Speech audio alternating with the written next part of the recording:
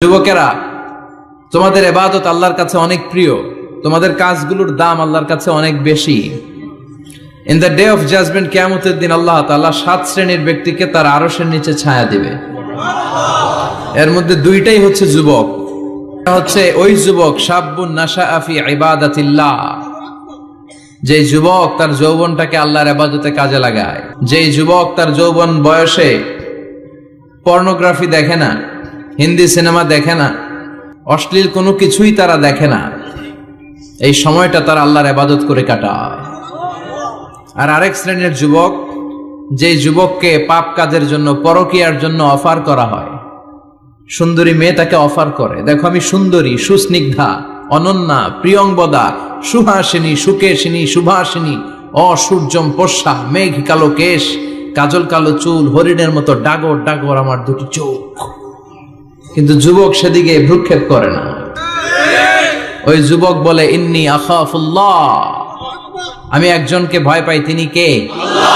যাদের হৃদয়ে আছে আল্লাহর ভয়, তারা কভু পথ ভুলে যায় না।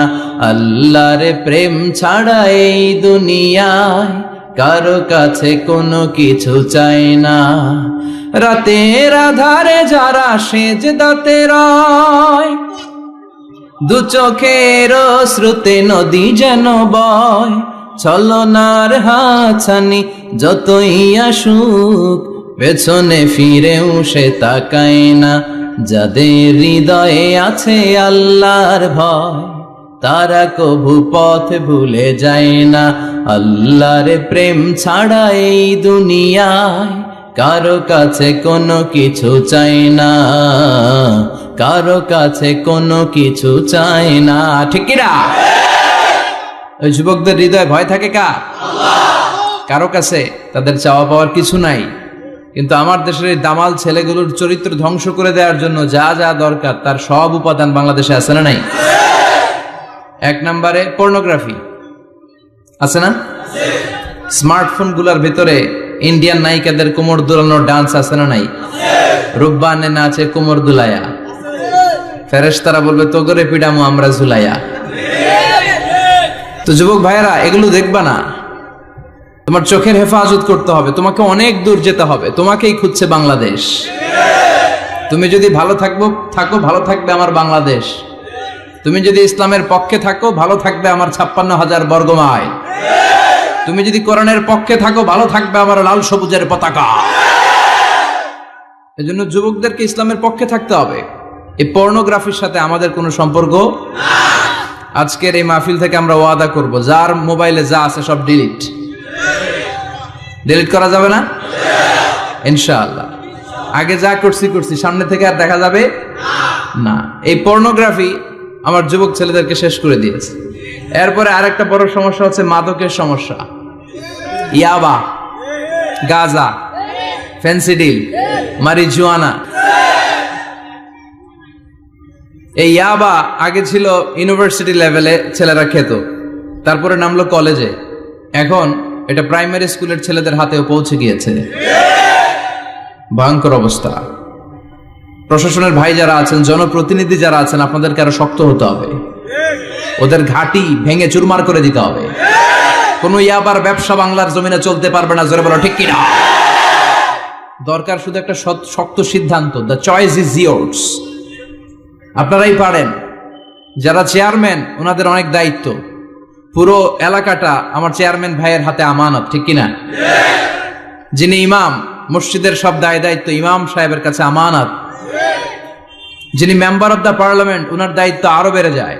তার পুরো নির্বাচনী এলাকাটা তার কাঁধের উপরে আমানত। যারা মন্ত্রী, পুরো মন্ত্রণালয়ের কাজবাজ তার হাতে আমানত।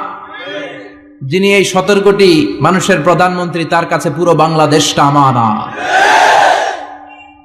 এজন্য যুবকদেরকে এই মাদকের সাথে যাতে পরিচয় না ঘটে, এরকম একটা পরিবেশ বাংলাদেশে করতে হবে। তো এক নম্বরে এই মাদকের কারণে ছেলেরা নষ্ট হয়, এরপরে পর্নো ভিডিওর কারণে নষ্ট হয়, এরপরে নোংরা ছাত্র রাজনীতি আছে না নাই? তাদেরকে দিয়ে মারামারি, কাটাকাটি, এগুলোর মতো কাজে লিপ্ত করানো হয়। এটা ঠিক না। যুবকদেরকে পজিটিভ পলিটিক্স শেখানো উচিত। এদেশে পজিটিভ পলিটিক্সের একটা ট্রেন্ড চালু করা দরকার, যেখানে মারামারি কাটাকাটি থাকবে না, মেধার ভিত্তিতে ক্যাডার নিয়োগ হবে, ঠিক কিনা? ছাত্র দলের নেতা হতে হবে ডক্টরেট করা, ছাত্রলীগের নেতা হতে হবে ডক্টরেট করা।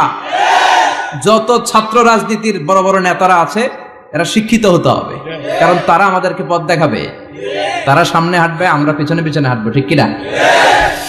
তো এই জাতীয় যে ইনকনসিস্টেন্সি আছে এগুলো থেকে আল্লাহ আমার দেশকে তুমি হেফাজত করো।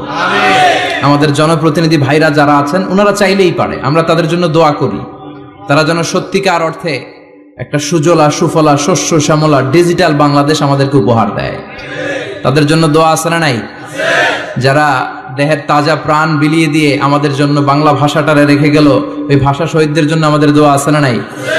যারা 71 সালে মুক্তিযুদ্ধ করে দেশটারে স্বাধীন করলো, মুক্তিযোদ্ধা ভাইদের জন্য দোয়া আছে না নাই?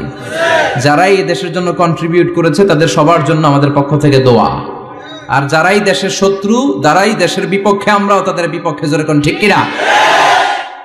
এজন্য যুবক ভাইয়েরা তোমাদেরকে জ্বলে উঠতে হবে আপন শক্তিতে, ঠিক কিনা? মুমিনের ঈমান হতে হবে এমন ঈমান যেটা জ্বলে ওঠে, তাহলে বোঝা যাবে ওটা আসল ঈমান, ঠিক কিনা? যে ঈমান প্রয়োজনে জ্বলে ওঠে না, যে ঈমান সত্য ন্যায়ের কথা বলে না, যে ঈমান প্রয়োজনে জ্বলে ওঠে না, যে ঈমান সত্য ন্যায়ের কথা বলে না, যে ঈমান বাস্তবে নাই, যে ঈমান অন্তরে নাই, মুখে শুধু ফাঁকা বলি, কি করে তারে বলো ঈমানে বলি, কি করে তারে বলো ঈমানে বলি, কি করে তারে বলো ঈমানে বলি, ঠিক কিনা? যে ঈমান ঈমানে ভুলে নাস্তিকতার মঞ্চে ওঠে, এরকম আছে না নাই? যে ঈমান বাতিল মতের দোসর হয়ে ফায়দা লুটে, যে ঈমান শুধুই কেবল খায় দায় আনন্দ করে, যে ঈমান দেখে না যে আরাকানে ভাইরা মরে, যে ঈমান ময়দানে নাই, যে ঈমান বাস্তবে নাই, মুখে শুধু ফাঁকা বলি, কি করে তারে বলো ঈমানে বলি, কি করে তারে বলো ঈমানে বলি, কি করে তারে বলো ঈমানে বলি, ঠিক কিনা?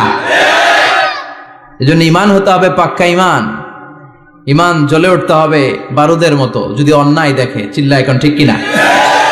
আল্লাহ আমাদেরকে সেই অর্থে প্রকৃত মুমিন হওয়ার তুমি তৌফিক দাও।